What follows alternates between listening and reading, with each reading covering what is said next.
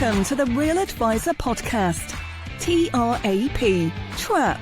Please follow us and join in the conversation on Twitter @Advisor Podcast, where you can suggest ideas and themes you'd like the Trap team to discuss. Also remember to like and subscribe to our YouTube channel and leave a 6 out of 5-star review on iTunes. Doing all this really helps us, which means we can do more to help you. Now let's head over to the studio for the latest pile of Trap.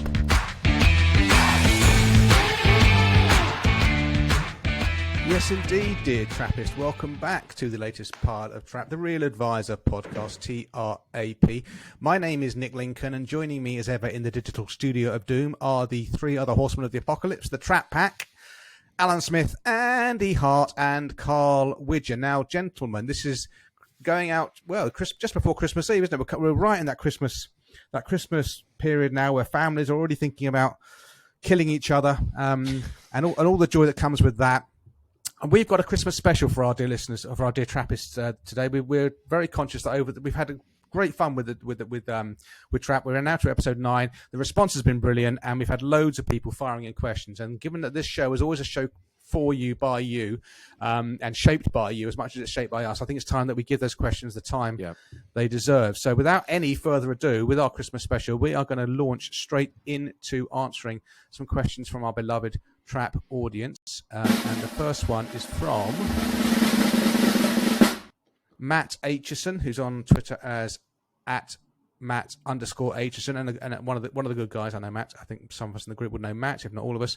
Matt says, I'd be interested in the Trappist view on an excellent annual service schedule that delivers value to clients.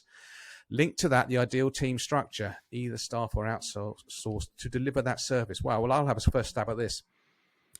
If I read your question right, Matt, I think you're asking, how do you do the annual service? Is it planned? Is there a process behind it? And if you are asking that, I can tell you that my clients all get the same annual planning service.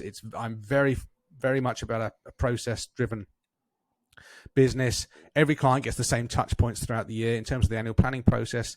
They get an email from me with my calendar so they can book the time in on Calendly. And then they get another email a week later saying, I need the homework from you. Now you booked this meeting in. I then chase them a week later, and the homework questions are the same for all of my clients because we know stuff about their portfolio values and pensions and ISAs and that kind of stuff. But there's loads of stuff going on in the background that we don't know, right? Salaries, bonuses, mortgages, savings. And I also send out a soft questionnaire, which just asks, okay, over the last year, what have your experiences been? What's been really good this year that you weren't expecting? What's been not so good? Are there any concerns you have with the relationship you have with any of your professional connections, such as myself and your accountants and that kind of stuff?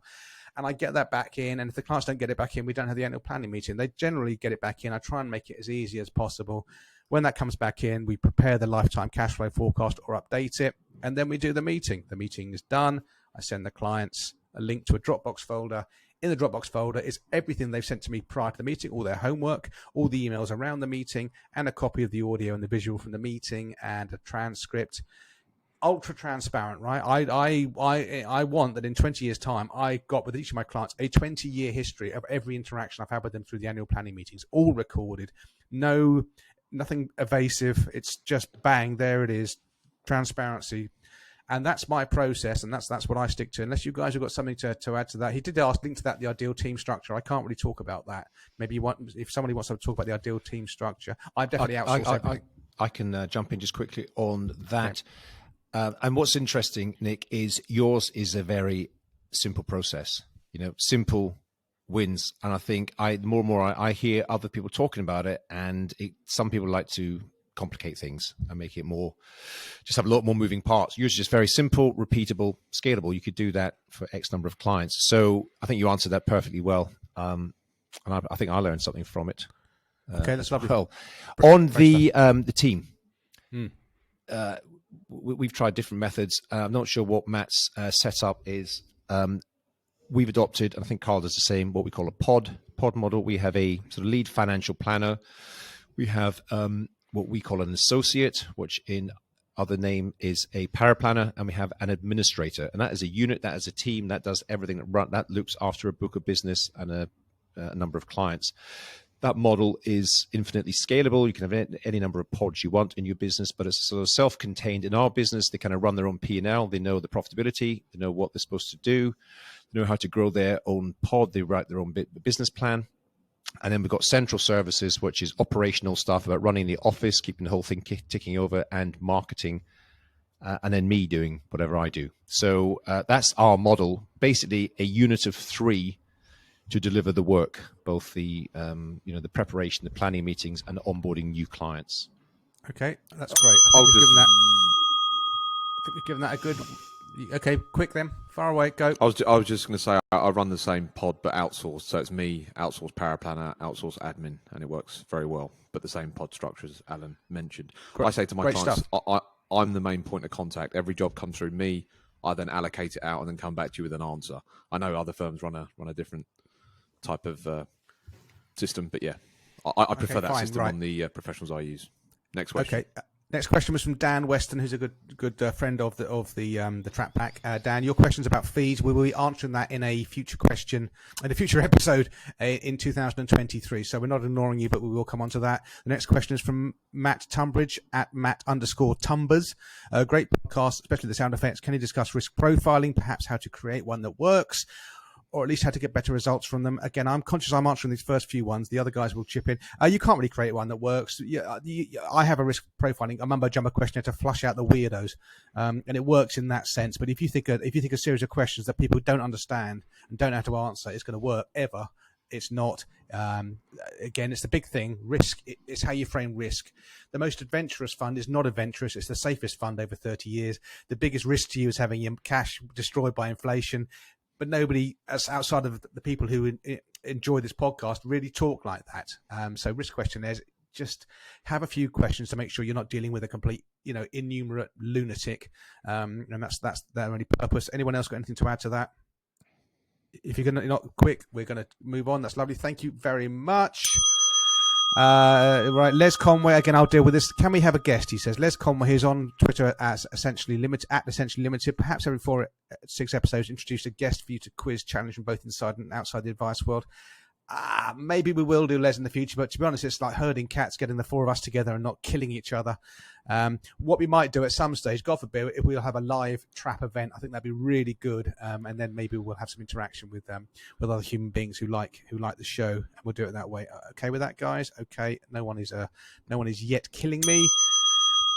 Ben Alves, Alves, who's on Twitter as at Benjamin Alves 10. What is the maximum number of clients you think a financial planner should be able to have to be able to deliver proper financial planning? Interestingly, at your superb conference, Andy Hum, recently, Melissa Kingston, she gave a talk, didn't she? And she said that the research indicates that to have rich connections with people, the human brain can accommodate about 150 of those links, and that includes friends and family and whatever's left over. If you really want to have a good relationship with your clients, you can only allocate so much bandwidth to them. So I made the joke. Well, I haven't got any friends, and I don't have any friends, and family don't return my calls. So I've got 150 links that I can use on clients. I think 150 clients now with Zoom. I think you can do a really good job if you bunch them into sort of 5 planning meetings a week. That's 30 weeks, 22 weeks off. Work out what your turnover needs to be. I think you could do 150 clients using technology, using it as a Zoom-based financial planning practice. Does anybody else have anything to add to that one? 150 client families, Nick? Yeah. Okay. Yeah. Carl, what do you think? That number's high, way high for me. I think it's doable, but the question was more about having deep, rich, meaningful, business relationships with your clients and your families. Yeah, okay, I was being a bit flippant about the fact 120 maybe. Sorry, Carl, go on. I'll be honest. I think at the outset, I would have geared myself towards way more because the asset size was much smaller. But as the business has developed, I think 150 is absolute top. I think if you could get 100 families, that should be a goal for everybody. But there's commercialities involved here, guys. So I would see that most firms are probably gearing towards 150. Ideal scenario, 100 with, reasonably sized asset values. That will be absolutely ideal. Yeah, it's interesting, isn't it? Because there's no doubt about it, with more wealth, It's not linear, but with more wealth tends to come more complexity. We've got some clients with significant wealth, and there's no way that, you know, one annual planning meeting would suffice. There's so many things going on. There's a lot of activity during. So it's perhaps a conversation for a deeper dive next year is about what's the sweet spot for clients, for, you know, for complexity, for time, profitability, revenue, all those things. Yeah, it does. The answer to the question is somewhere between 80 and 150. It's not very helpful. Yeah, but it depends, like a piece of string. It depends. I think you've alluded It to depends it. on the maturity of the business, I think. So Yeah, Sorry, that's the point. But also the client type. If you're dealing with very high earners in their 40s, it's a little bit easier than people that are on the approach to retirement and doing phasing and stuff. So you're right. The client demographic's important, and yeah, obviously I was saying 150 just for clarity, at the business. absolute outlier of what you could probably do. I mean, I've got about 80 families at the moment, but I think I could definitely get to 100, 120, and it wouldn't. I think I would give them still a very good personal service. Okay, the next question is from Darren McDermott. No, sorry, it's not. It is from Darren McDermott. One for Carl to answer. I need to be fully engaged to offer my clients the best service possible. It's a challenge when a large percentage of my clients are not engaged, and I seem to care more about their investing, wealth creation, and financial plan than they do. Is this normal? And how do you guys remain motivated when the clients are either not engaged or do stupid things? Thanks and love the pod, Darren, who is not on Twitter, Darren McDermott. So, Carl, have a stab at that, my friend. did I say I was going to answer that? I did. Yeah, great. I think if you've transitioned to financial planning, so if you started out in the business like I did and you were a product seller, and then you're transferring into financial planning over a period of time, you're going to have this problem. You're going to have people who are not necessarily engaged in the financial planning. So I think it's much easier to get clients who are engaged in financial planning if that's all you do at the start, at the outset, and get them used to that. And you know, this is a little bit different than what you might be used to, Mr. and Mrs. Client, but here's what we do and here's how we do it. If you do it, and I think Darren said in his question, you know, engaged in the investment and then financial planning, I think just flip it, Darren, and focus only on the financial planning, because the financial plan always comes first. And look, I did have definitely issues when we started doing financial planning, whereby I was now talking to some existing clients where I was telling them that I knew what pension fund they should be in and all that kind of stuff. And I saw the light and said, okay, this is adding no value, and I actually don't know. But I suffered from the brainwashing that a lot of people suffer from. And that's a difficult transition, because clients, you're changing the discourse with the client. You're changing exactly how you've spoken to them. And I remember, you know, some long-standing clients looking at me like I had two heads, because the pensions guy was now talking about my goals, dreams, and aspirations. And I remember being mortified, really embarrassed that I was, you know, and I had to force myself to do it at the start and to stick with it. The great thing about where Metis is now is a lot of the people who work at Metis Ireland, this is all they know, and this is just the absolute standard. And certainly all of our new clients, it's financial planning first. So look, I would say behind me here, stick with the plan, right? Just convince yourself this is the right way to go, but do not lead ever with the investment. Don't ever lead with the investment. Now, we have spoken about people coming in with pain points, so they might come in with particular pain points. Respect that, talk about that, but then your duty if you want to do real financial planning, is to change the conversation to goals, dreams, aspiration, lifestyle financial planning. That's where and how we add value. Andy. I would just say, yeah, keep doing your work, keep doing your process. I've had clients over the years that I think are less engaged, but then, you know, in year 2, they're a little bit more engaged. In year 3, they're a little bit more engaged. Year 4, year 5. And sometimes you'll be surprised how much they are retaining, even if they sort of look quite disinterested in the process. So keep doing your work. And also, it is a business, you need to be commercial. So if you're getting rewarded correctly and doing the right thing and the client's not engaged, then it is what it is. I still think it's a net value what you're doing. Alan. I've got a brilliant story about this, but we don't have time for stories on this particular episode. I'll hold it on to next episode.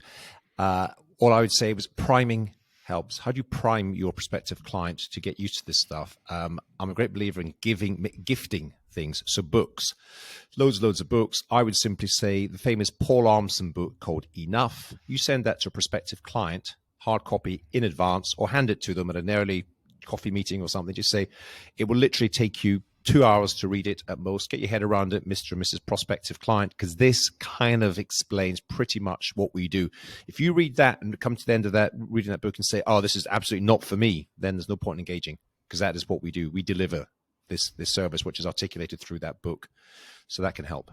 I think we've done that one, Nick. Great stuff. Thank you, guys. Appreciate that. The next question is from Tom Redmayne, who's on Twitter as at Mantoromane. And his question is about how you build a client base. He's starting from scratch. How do I do it? What would your advice be to someone in my position today? Tom, we did an earlier episode that we devoted a lot of time for this, and your question was posted back on the 21st of October. So hopefully, if you haven't listened to that, go back through the episodes. One episode, pretty much the meat and potatoes, was how we started off and how we got clients. So I hope you find an answer in It's that worth, Nick. We'll episode. probably come back to that in later episodes, because there's more deeper dives, because it's a recurring theme. People want to know how to grow, win more clients. But for now, I think we've covered it. Correct. I think you're right. Next question is for Andy and Alan to answer. Neil Marsden on Twitter as at Mr_Munker. Okay. Great show, guys. Bit perplexed by Andy's comment about how he's proud not to be certified or chartered. Alan runs a chartered firm, so we'll be interested in his views regarding the comment as well. So Andy first, and then Mr. Smith. Well, I mean, it was a provocative statement. I'm just saying, don't focus solely on exams. I do work with chartered CFP advisors that can't build financial plans for their client and get me in to teach them and train them. So I'm just saying, you're not going to learn your way to the top in this business. You're going to behave your way to the top. The fact that you've become chartered, it doesn't mean any more clients are going to be attracted to you. You still have to do all the work that everyone else has to do. So don't just focus solely on exams. It's a hygiene factor. And if a client comes to me and says, I'm looking for a chartered CFP advisor, show me your credentials, Andy. For me, that's a massive red flag. So I declare myself out immediately, because that client would be a nightmare. So that's my stance on it. Over to you, Alan Smith, the chartered and CFP. It's you hit the nail on the head. It's table stakes. It's entry level. If I went to see a lawyer or a doctor or any professional and he hadn't had this sufficient training or qualifications around the professional services, never mind the kind of the bedside manner and all the sort of planning and sort of how to have conversations with clients, then I would think it's strange. So of course there are chartered financial planners, certified financial planners that don't know one end of a financial plan from the other. But I'm assuming you do financial planning, you've got a sensible evidence-based investment proposition, you've got a sensible fee model, and that you are qualified to the standard, which is now acceptable. The entry level, I've always thought this, the entry level for, I don't know what the setup is like in Ireland, Carl, but in the UK, standards have raised over the years, but it's called level 4 qualification, which is it's I think 5 or 6 multi-choice exams that you can do to then be given the responsibility of looking after a family's entire life savings and future financial security. I question whether that's good enough for most people. So for me, it's the right thing to do to get well qualified, level 6. Some of my team, not me, some of my team are qualified higher than that. And then, of course, you do all the rest of the stuff that comes in. So why would you not expect to be qualified? So I'm a big believer in, table stake qualification levels. Carl, anything to say for the Irish audience? It's similar here. So it's the qualified QFA, qualified financial advisor. I think there's 5 multi-choice, and then there's a written exam is the 6th one. And then there's other qualifications you can get: retirement planning, specialist investment advisor, culminating in the CFP.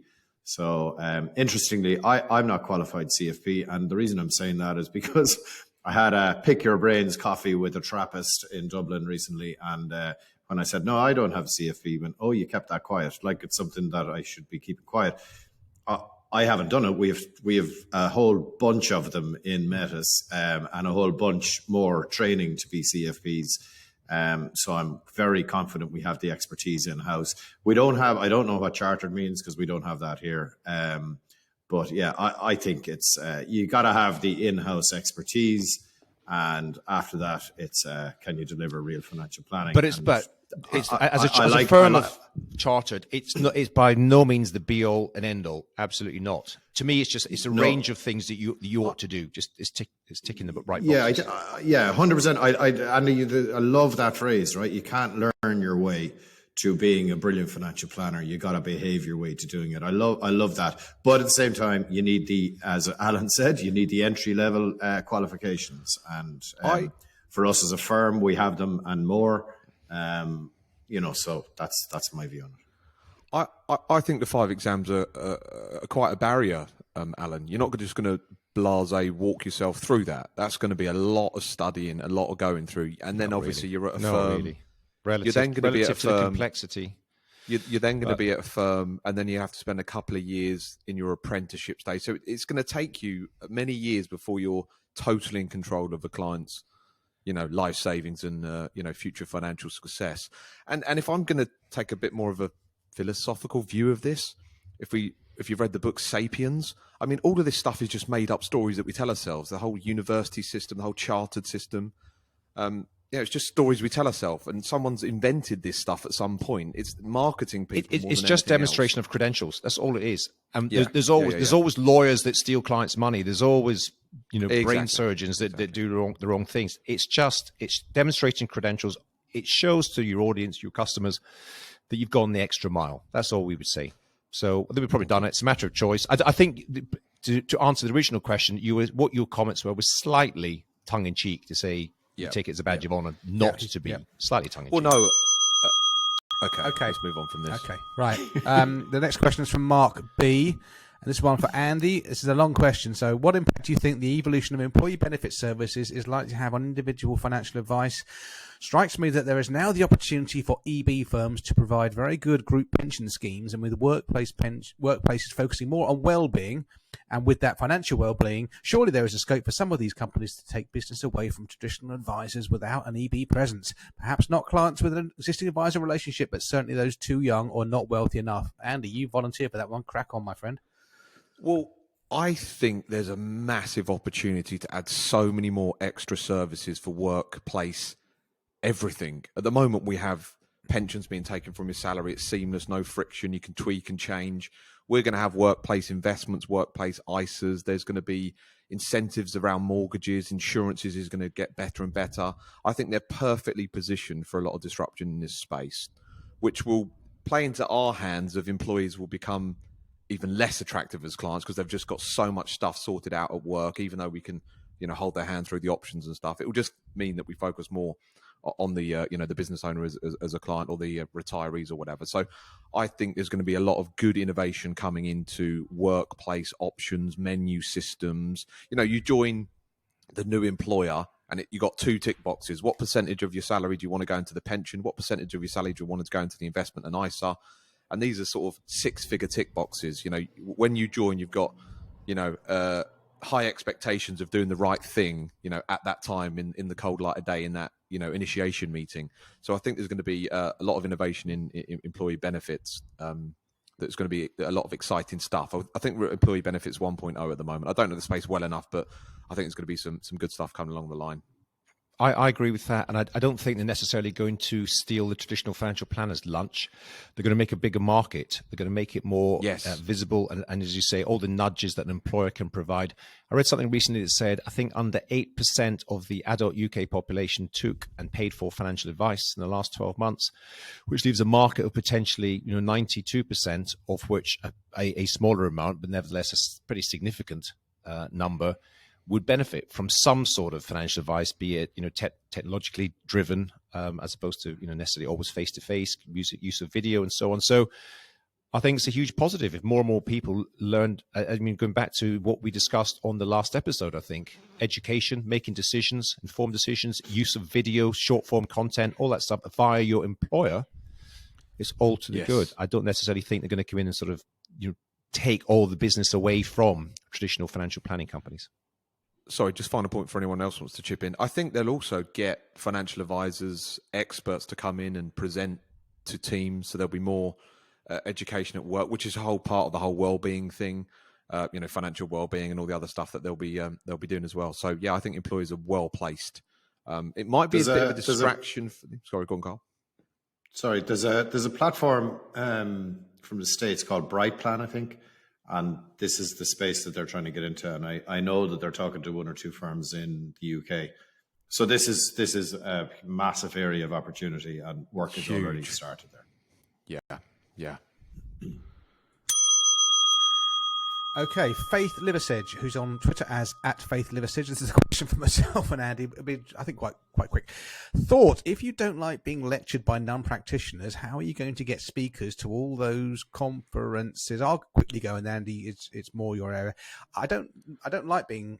It's not being lectured to by non-practitioners. Faith is a problem. It's when you're relentlessly lectured to by non-practitioners, and that's part of the reason why Trap is here, is to give a voice to those at the coalface doing the actual bloody grunt work.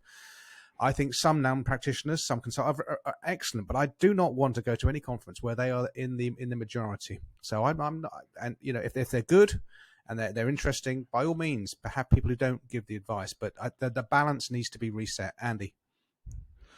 So I've booked over 150 speakers in my conference organising career, and the mix is 50-50. I want to hear from practicing financial advisors, and I want to hear from, let's call it, experts. Faith calls them non-practitioners. Yeah, I call them experts. So yeah, I'm a big fan of hearing from experts, but I'm also a big fan of hearing from, my fellow practicing financial advisors. Yeah. Okay. Alan or Great Carl? stuff. Oh, Thank no you.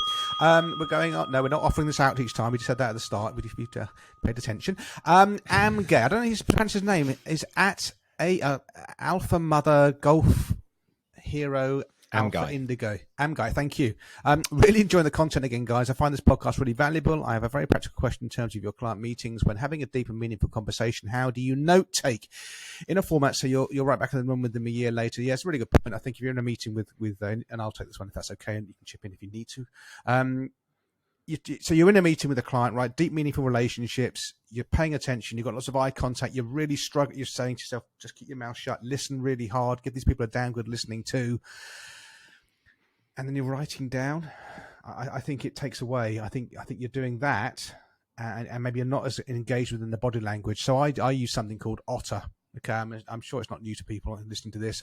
There may be other services available. It's an online transcription service. It's very, I think, good value. It's getting better all the time. It's done by AI, as we mentioned in our last episode. It's another example of AI. So I record the meetings via Zoom, and you just upload the MP3 or the WAV file to Otter, and about 20 minutes later, it comes back with a transcript. And if it's the second time you've had a meeting with those clients, it recognizes the voice and will label the person's as well. So it labels the chat with whoever's speaking at that time. Print it off as a PDF, it goes in the client file, and then a year later I will either skim read through that quickly and or listen to the audio played at 1.5 times just to remind myself exactly what was said and was there any stuff that fell through the gaps from a year ago that I didn't quite remember. And that's how I do it. Lovely stuff. Quick one for me. So there's two things we do. We can we'll always try and have 2 people at every client meeting so we don't miss it, and then we do one of 2 things. We either do voice memos for the file to summarize the meeting, and we're doing more and more of this, and this is really effective, is we will do a synopsis of the meeting on video, which we will then share with the client. That's what we do. That's okay. Fine. Great stuff. Thank you. Thanks, Carl.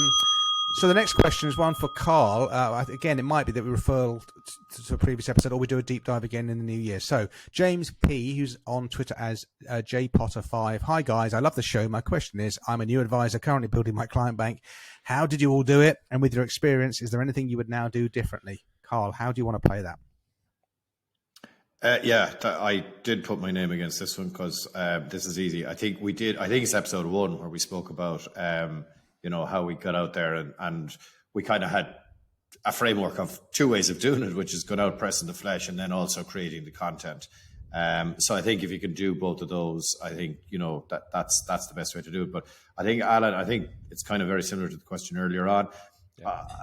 You're right. People keep asking, how do you get clients? How do you get clients? And it's the hardest part of the work. And I think we should probably come back to this another day. Okay, great stuff. Thank you, Carl. The next question, and this is another one for you, Carl. You've snatched your first dibs on this one from James Hughes on Twitter as Jambo Hughes 1. Networking. For someone who finds the typical forced networking events a bit tedious, I think we're all with you. And not to mention they're usually full of financial advisors already. Do you have any tips for building your client bank? Thank you. P.S. Love the show. Keep up the good work. So it's kind of back on the same thing, Carl. Yeah, it kind of is, and I won't dwell on this, but look, I'm not sure those large networking events, where you're supposed to go and get 2 or 3 business cards or whatever, right? I'm not sure they're much use. I'd much prefer the one-to-one stuff. So I would encourage you to try and identify your right type of client, and then have as many one-to-one cups of coffee, lunches, dinners, that kind of stuff. Going to, general social events, I think, do that. But the forced networking thing, I hate it. Awful, horrible. Don't do it. A thing like it's real old school. People talk about it, is a bit, but it's good. Is what, does everyone have an elevator pitch? So-called elevator. Could you describe what you do to someone who doesn't know anything about you or your business or the experience in literally 22 seconds? Because most of us don't practice it, and most of us say I'm a financial advisor, which is one way to end a conversation. So I would encourage, if you are going to go to networking events, do a bit of work on that. I mentioned it in the last episode. The Key Person of Influence program has got a process. They call it social pitch. How you describe what it is you do in a meaningful way that someone's going to nod their head. And they're either going to say, oh, that's interesting, not for me. But quite a few of them will say, oh, do you have a card? Can we have a coffee sometime? So if you are going to go to networking events and you are looking at as a means to generate new business opportunities, you've got to do your homework. You've got to prepare. You can't just show up unprepared. Next. Great stuff. Okay, the next question is from our friend who we saw a good few weeks ago now, Rob Stevenson, who's on Twitter as @RobS_Kingmakers. Catchy one, Rob. Excuse me. Do any of you believe there will ever be a genuine challenger to that firm? You don't know the power of the dark side. I presume you're saying you mean SJP with that. We can say SJP. I'm quite a big fan of SJP. I certainly think it's the greatest marketing company in financial services, if not in the world, certainly in this country. Anybody want to have a stab at that question? I mean, they are an incredibly successful company, and they do a lot of stuff right. I think it's the classic, people are not very good at cloning. So people will try and build a similar thing, but then remove some of the key elements that might be the essential elements. I think there's a few firms that are brewing, but they're enormous in terms of the numbers they look after, the amount of financial advisors they have. I think they've got about 20% of the financial advisor workforce. So for something to get to that scale and level, that's pretty astronomical. And St. James's Place are very similar to us. They're basically a pension company. 70 to 75% of their assets are in pensions, similar to my firm, your firms. But the good thing about them is about 75% of their assets are in global equities. So they're doing the right thing for their clients. Portfolios predominantly with global equities. And they do a lot of financial planning, because I do quite a bit of work with them. So will someone be able to sort of replicate that scale and what they do? I think they're going to find it very tough. Over to you, Alan. Yeah, I think people already are pretty close to it.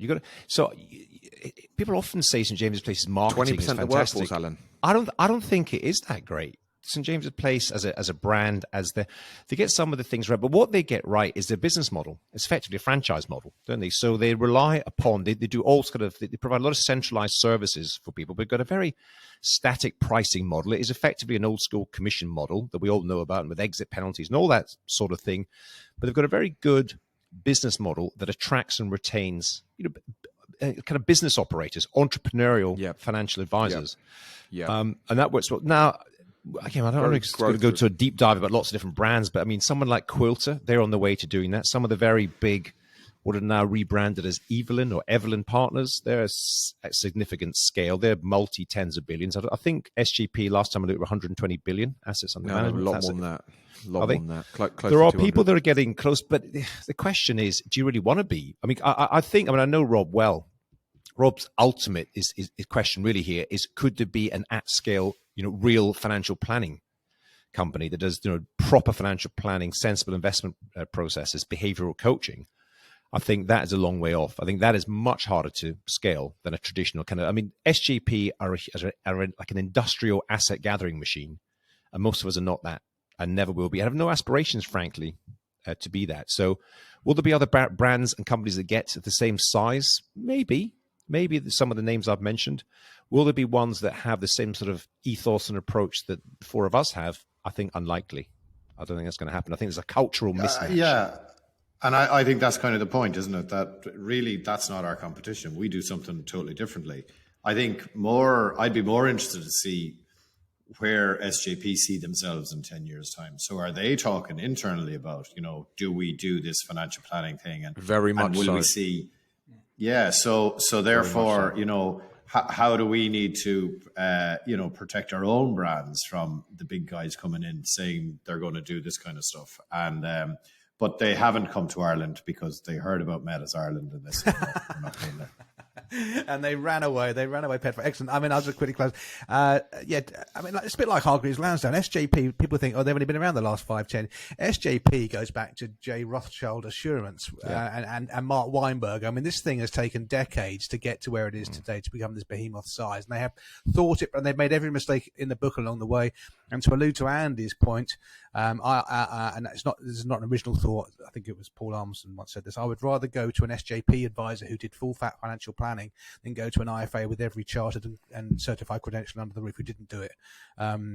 So there you go. I think we're okay with that question. That's a good question, Rob. And that's about the first interesting question you've ever posed, Rob, either here or in our social settings. So nice to have that. Thank you for that. So the next question is for, oh God, crikey, Carl and myself. Phil Donnelly, who's on Twitter as @PhilDouglasDon. According to research from the Association of Investment Companies, only 1% of advisors trust sustainability from funds. Question to the whole panel. Yeah, good luck. Question to the whole panel. With the cost of living and the risks of greenwashing, yeah, me neither. What are your views on ESG funds for long-term sustainable growth to overcome inflation? Carl, I'll let you go with that first, and if you answer it fully, I'll step away. Crack on, old chap. Cheers. Look, ESG is not in a place whereby we at Metas Ireland would be in a position to recommend any funds, because I can't see who's deciding on the qualifying criteria, who's deciding on what actually justifies an ESG label. And I shared within our own group, I think a very large firm in the US were fined recently because they put an ESG sticker on a fund and it was found not to actually be doing what it was supposed to do. For us, it's a sit on the fence. Obviously, we all want the planet to be better and to be more sustainable and all of that kind of good stuff, right? But I think my own very cynical view would be that fund managers worldwide are using ESG to rebrand and reinvigorate themselves and to charge more fees. So for me, I don't think we are where we need to be. I would not like to see independent assessment of these funds before they can call themselves ESG. And in ESG, there are 3 letters. There's E, S, and G. And if you delve into those, they're 3 totally different things. So, I think there's an awful lot more work to be done in this field. There's superb marketing. And I often use the phrase of, the active fund managers come down with the shiny brochures and the guy in the Armani suit and the cufflinks, right? Brilliant marketing, brilliant storytelling. But for me, invest in what has always worked and don't go for the next best thing, the shiny new thing. Sit in the fence and see where this leads us. Okay, my view on ESG, I think it's a scam. I think it's an outright scam. It's the investment industry trying to make itself relevant again, and there's an underlying cultural and almost a cultural Marxism underlying ESG, and a sort of despising of capitalism and the progress we've made in the world. And I could go on about it, and I have read about this. But the nice thing, you can see the worm turning a little bit. People that I respect, I think some of the people in this studio now, but also external people who I expect are looking at ESG and thinking, this is a crock. This is an absolute crock of rubbish to force a certain type of thinking down people's throats.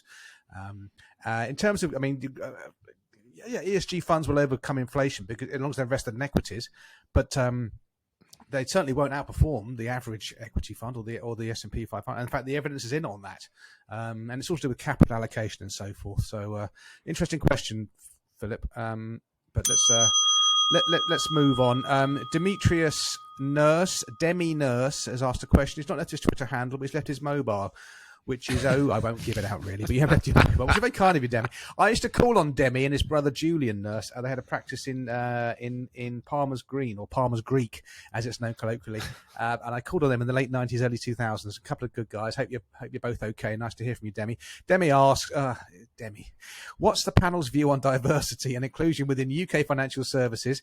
Also, the advice gap for young people. Are you wealth managers or IFAs? That's technically three questions. Three questions. You really haven't changed, have you? You like to get your money's worth. I'll tackle the diversity. I'm all for diversity if people are good. I don't care. Diversity of opportunity is absolutely fantastic. Diversity of outcome is absolutely horrible and ends up in the gulag and the forced deaths of millions of people. Quite a strong answer there, but I hope you appreciate it. I don't care what colour you are, what ethnicity you are, what religion or anything. If you're good enough for the job, you're good enough for the job.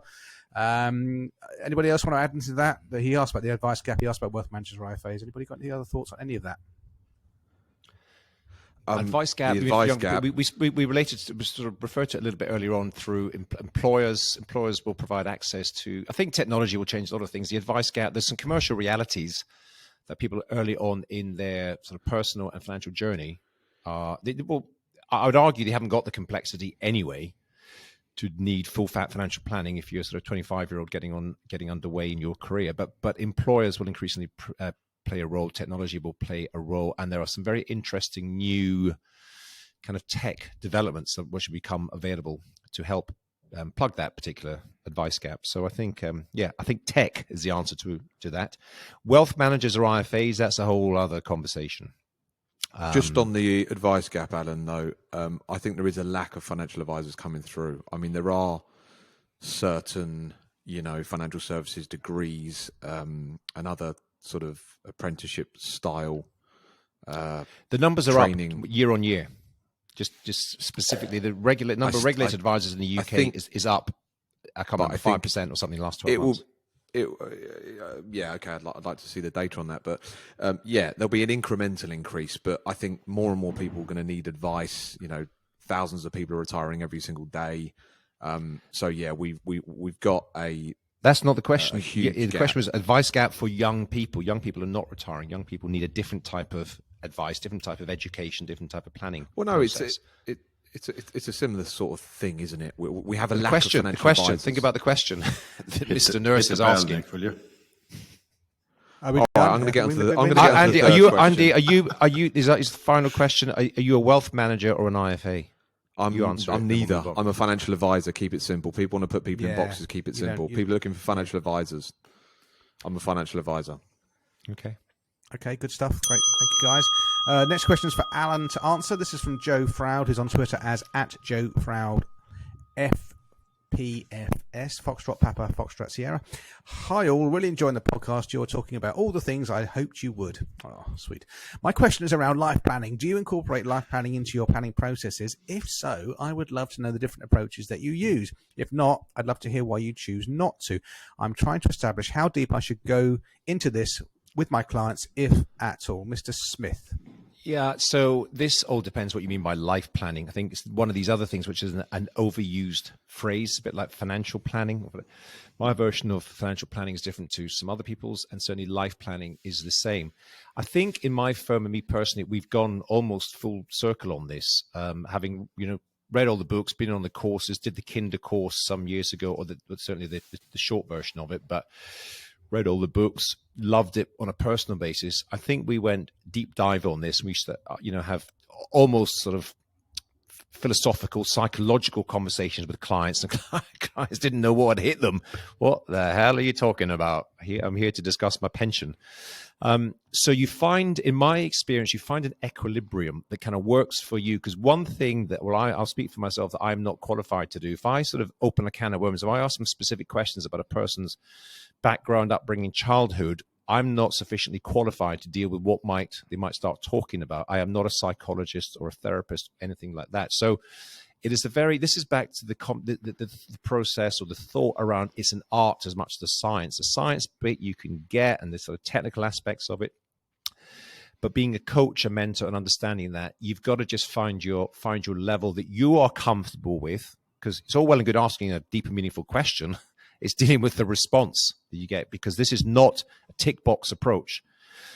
We do, as much as possible, when we speak to clients in the first instance, we do ask them to share their backstory, tell us about what brought you here, and then we talk about what money was like growing up for them. And we ask the question, we still ask the question, what does money mean to you? And we're sufficiently qualified, I think, to navigate our way around the answers to that. The answers tend to be in a sort of broadly similar response, so it does help and inform the conversation. But I'm not prepared to go any deeper than that. If someone wants a sort of deeper conversation, there's probably other people we would refer them onto. So broad answer, but as I say, it depends what you mean by life planning. The whole aspect of financial planning is life planning. Yes, because we're trying to identify what you want out of life so that we can reverse engineer and build the model to deliver upon that. Any other thoughts? I think you nailed that. I think it was really good. Wow. Superb stuff. The next question, thank you, Anna, for that. That was good. The next question is from Mark Russell, spelt with one L. He's on Twitter as @thefinancialp70. To be answered by Andy, I think, to all. I've been a firm believer in index-based investing, seeing well, he says Andy, he must have meant me, seeing Andy speak at Back to I in 2018. When and what was the epiphany on the road to Damascus for you? Keep up the great content and outstanding output, chaps. Thanks a lot, Mark.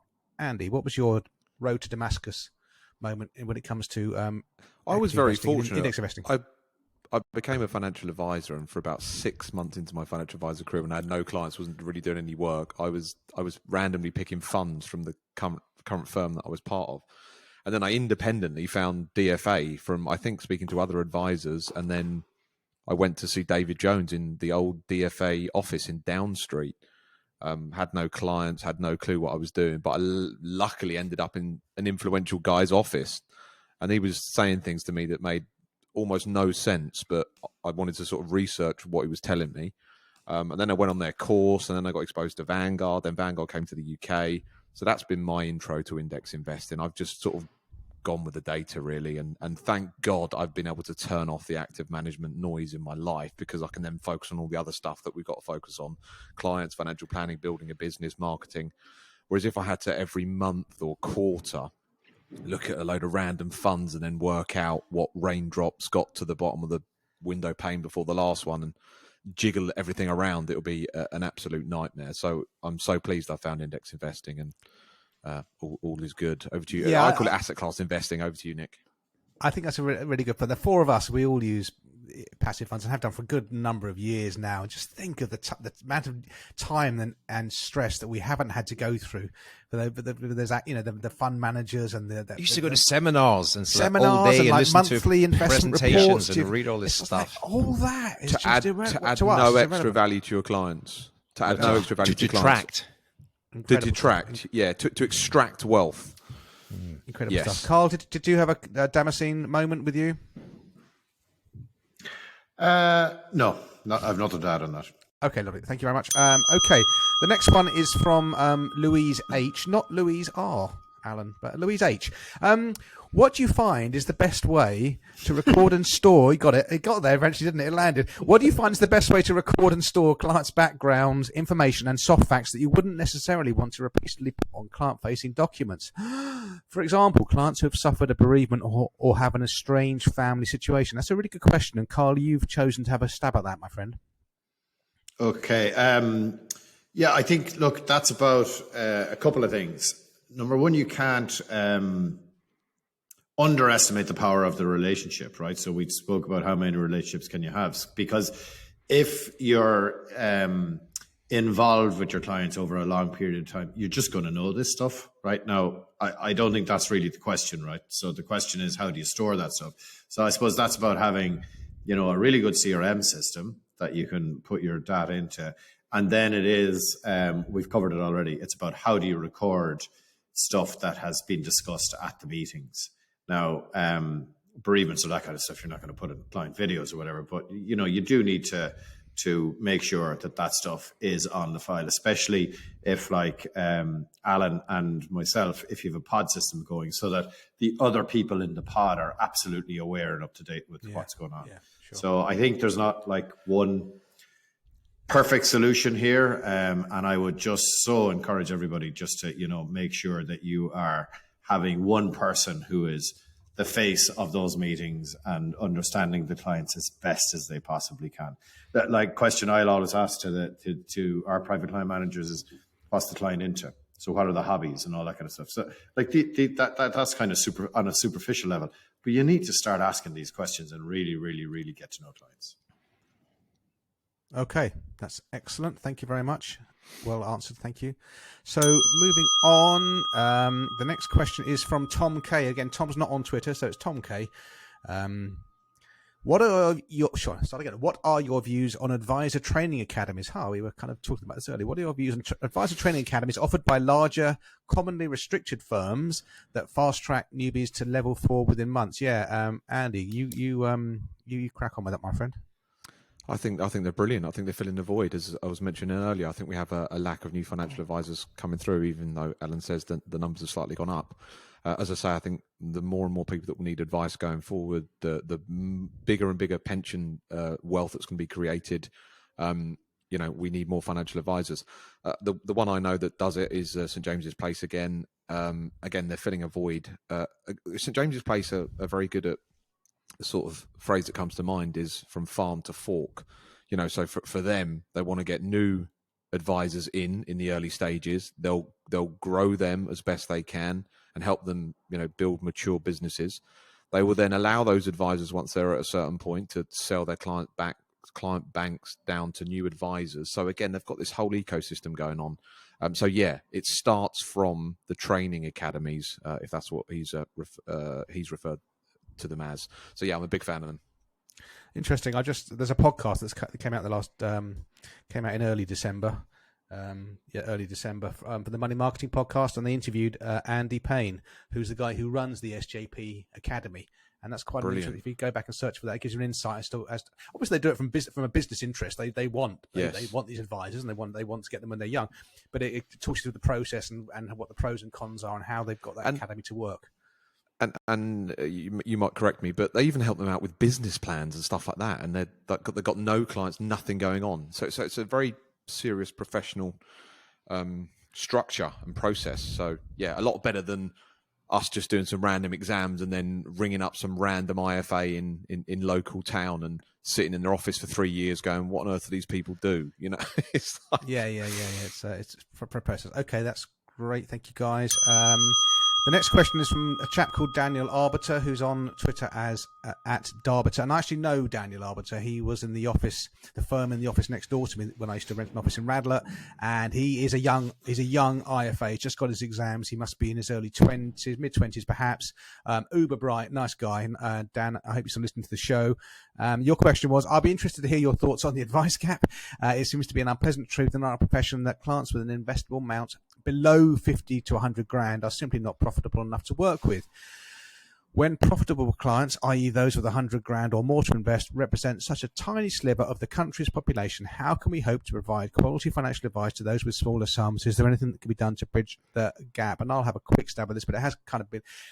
I think a lot of younger people don't necessarily need a lot of advice. They just need to be in their company workplace pension and just accruing money they don't even realize they're accruing, right? And if your question about having small pots makes it not financially viable for the advisor, then just charge a fixed fee, whatever your minimum is. If they haven't got the sufficient funds, then you just levy them a standing order. Hey, I know you come round in the end. Well, I do it already, my friend. I have clients who don't have them. You know, the classic example doing it for years. Buy-to-let investors, right? They don't yet have liquid assets. They've got them, but they've got assets. So I say, okay, this is my minimum, and we're going to get it through a standing order. Right, spot on. I think that when I read that question, I thought that's your answer for those who need it and want it and prepared to pay for it. Just the fact they've got 50,000 of liquid investable. That's one of the big things that's wrong with the prevailing fee model. If someone's going to pay whatever your minimum is, standing order, whatever, you can do it. So I think we've answered that. Yeah. He had another Okay. one, Thank didn't you. he? And Daniel, all the best to you going forward in your career. You're going to be great. So okay, we're at 54 minutes. Or maybe could take a couple more because otherwise I think we might all just explode spontaneously. This question is for Alan and Carl to have a go at from Stephen Barrett, who's on Twitter as @BlueWaterFP. You talked in an episode about building a sell-on value for your practice. But where do you see future valuations coming from? Surely automation is going to impact the industry and AUM will become less relevant. Will practices be fee-based? Will practices be based on fee income or something else? Right, it's quite a lot to unpack there, so we can take a bit of time with this one. Yeah, I'll just jump into that one. I mean, fundamentally, there are some basic rules about businesses and valuations. In most industries, a valuation is effectively, in summary, is the discounted value of future cash flow, future profit. That's how FTSE 100 companies, S&P companies, and indeed financial planners. However it's constructed, however the kind of business brokers and advisors will describe it as, that's ultimately what it is. It's interesting in that valuations have crept up, in fact, more than crept up over the last few years, and more acquirers have come to the market. Last I heard, I had a conversation recently, there's over 100 acquirers in the UK right now, organizations from huge like American private equity companies to smaller consolidators in the UK. So it is a seller's market right now. And why is it interesting? Well, the events of the last few years, which have included a pandemic, market, at least two bear markets, have shown advisory firms of all shapes and sizes to be resilient. So they might have taken a short-term hit to their revenue, but it bounced back quite quickly. Most people haven't lost clients throughout it. And if you are an acquirer, regardless of what industry you're in, what you're interested in is, as I say, it's a future cash flow. So that's why these businesses are valuable. And so, I mean, the kind of the nuance to the question is technology changing and moving to a fee-based model or a sort of a retainer or whatever it might be. Well, that's fine. It kind of doesn't matter. I would obviously make a case that a sort of flat fee retainer based model is more resilient. Our fees don't go down during market declines, but then at the same time they don't go up when markets race away. So, but they are more predictable, I would say. So that type of business will have a value, and AUM percentage based clients firms will have a value. And yes, things will get more automated, but just to try to tie a few of these questions together right now, advisors in the future who do embrace technology, in theory, will be able to take on more clients, more revenue, hopefully using technology, are more profitable, and therefore build more and more value into their businesses. So I can't see any significant, I mean, famous last words, but I can't see any significant reason for that to change in the next few years. I think businesses will be continue to be worth a fair amount in years to come. Carl, you got some thoughts? Yeah, I think everything you've just said there is valid. I just refer back to Rob Stevenson's video that I referred back to in our last episode, which is Succession Powered Scale. And Rob talks about the AUM model, the EBITDA model, but then intrinsic value. And I think, like Alan says, in the short term, I don't think the AUM stroke EBITDA model are going to change that much. But I think intrinsic value is, if you're looking longer term, I think that's going to be really important. But yeah, the answer to the question is watch Rob Stevenson's video, please. Andy. I'll check that video out. I'm just going to say the cost of money is going up. So the cost of money going up will have a negative impact on the sale value of firms. And we haven't really seen the fallout of that yet. So that's going to be quite interesting. If the cost of money is still expensive, what then the sale value and how much of a seller's market it will be then? Possibly, although most of these companies have raised equity as opposed to debt. Yeah, they've got dry powder. It does have an impact. But like anything, when there's a lot of people chasing a limited number of products or businesses to buy, it does drive it. There'll be short-term Sounds like fluctuations, of course. night out in Killarney. Look forward to it. What's next? Well, listen, we're at 59 minutes, and I'm aware this is quite intense, isn't it? Because we're all having to really concentrate here, and we're snapping through it. Nick? Are you struggling? No, I'm fine. But do you want to draw a line under this one? We've got, looking at my bulging sack. We're now on this letter sent in is postmarked the 14th of November. So we've done all the questions up to the 14th of November. Do you want to keep on going for a couple more? It's up to you, Chairman. I'd hold some questions. We're going to need some questions for our episodes in the new year. We've really had a good go with that. That's brilliant. Okay, I tell you what, let's call that a day for now. But if your question wasn't answered, it will be answered in a future show. It's really important to us that you understand, dear Trappists, that the show is formed by you. It's not just for egomaniacs rambling on for the sake of it. We want you to shape where the show goes. So without much further ado, I think we're sort of coming towards the end. Thank you to all the dear Trappists. We've had so much fun doing this. It's only episode 9. Love the feedback. Keep on giving it to us. We wish you all a fantastic Christmas, whatever the PC thing is. Merry Christmas, season's greetings.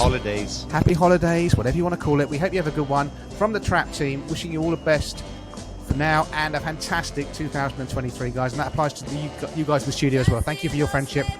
Have a great new year. Happy Christmas. And thank you, Nicholas, for organising Trap. Well done. Happy Christmas, everybody. We're all equal. Thank you, my friend. Take care. Bye.